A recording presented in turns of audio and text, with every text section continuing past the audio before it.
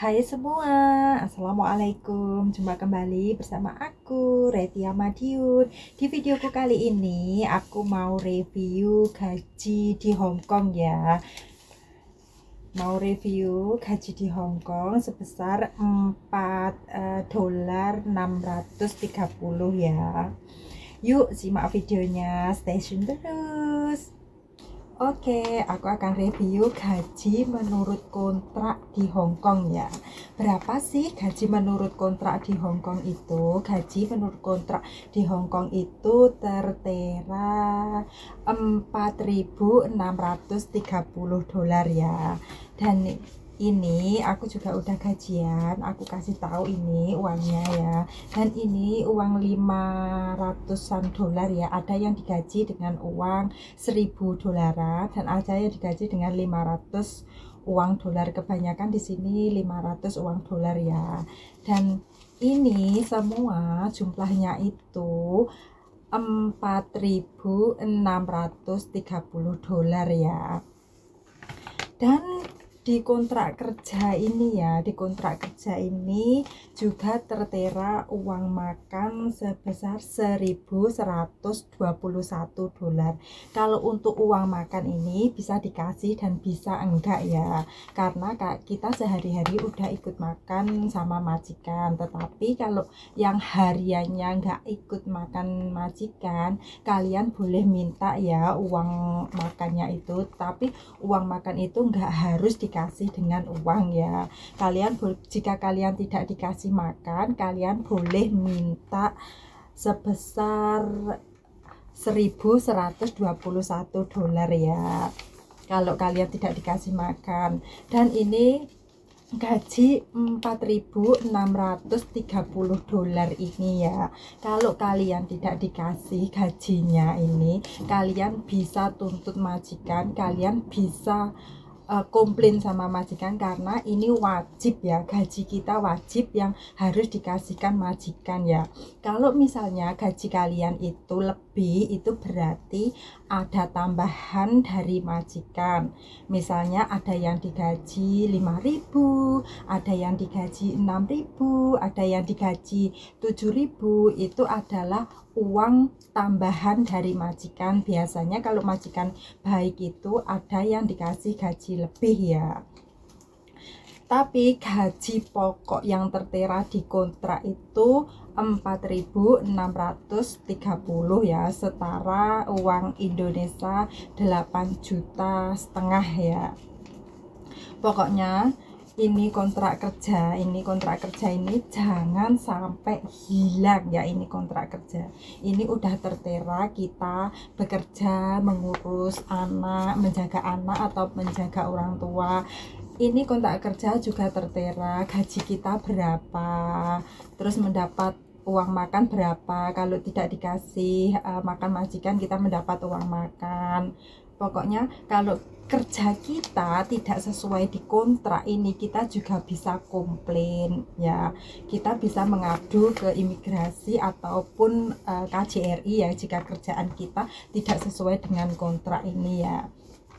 Karena semuanya itu udah tertera di kontrak ya. Maka dari itu kontrak ini jangan sampai hilang. Biasanya majikan dikasih satu dan kita juga mendapat satu ya. Kalau untuk paspor itu biasanya kita yang megang. Kalau misalkan kalian paspornya nggak dikasihkan sama agent atau sama majikan, kalian bisa minta, karena paspor itu kita sendiri yang pegang ya.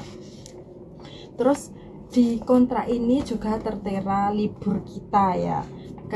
Setiap hari Minggu kita itu libur. Kalaupun enggak hari Minggu, bisa diganti hari biasa ya. Pokoknya dalam satu minggu itu udah tertera di kontrak kita libur sekali. Maka dari itu kalau kita tidak mendapat libur, kita mendapatkan uang ganti lembur ya. Jika kalian tidak libur ya, waktunya libur tapi kalian tidak libur dan kalian tidak dikasih uang lembur, kalian juga bisa komplain dan protes sama majikan. Karena kalau kita lembur, uang lembur itu pun juga wajib ya.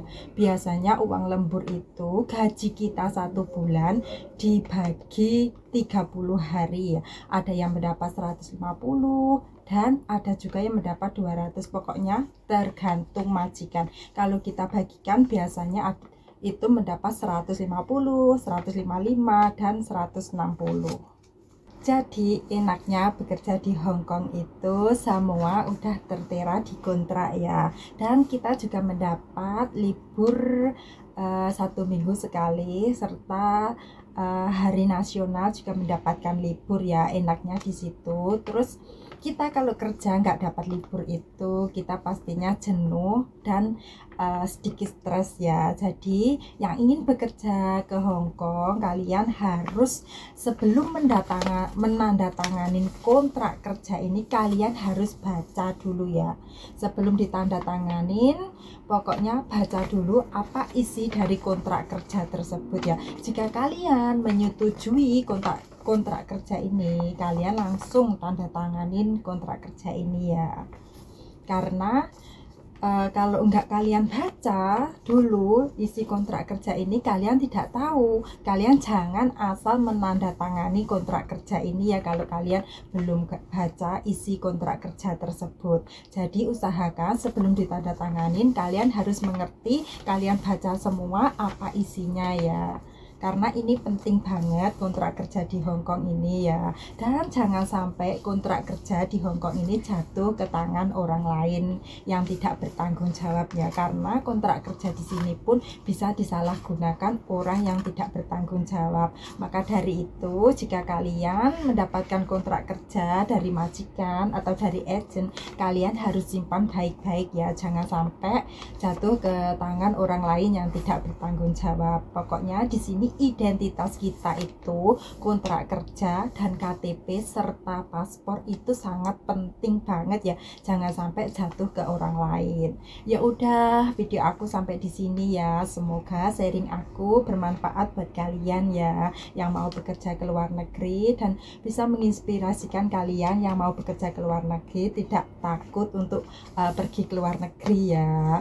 Ayo semangat buat kalian yang mau bekerja ke luar negeri. Jika kalian merasa video aku bermanfaat, kalian boleh bantu like, komen, dan subscribe. Serta kalian bisa nyalakan tombol loncengnya supaya kalian tidak akan ketinggalan di videoku next. Dan supaya aku semakin bersemangat untuk mengasih inspirasi buat kalian yang ingin pergi ke luar negeri. Oke, see you next video. Bye bye.